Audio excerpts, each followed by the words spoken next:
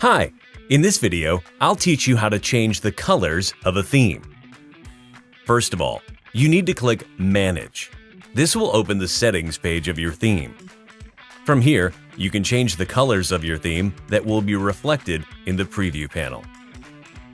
Let's start by changing the primary color from here. Let's say I choose a brown color and Done. You can see the changes in the preview panel instantly. Now, let's change the secondary color, and I'll choose the blue as secondary color. So now blue color will reflect in the preview panel here.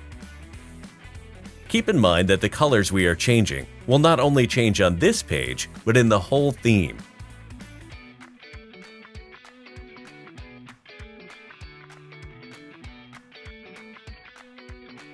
Now, there are some buttons here, and I'll change danger color to, let's say, purple. As I choose, the color will change. Likewise, I can change the colors of all the buttons. When I save the changes, these colors will be saved in the theme database, and then we can download the theme from here. This is all for now. I will see you again in the next video.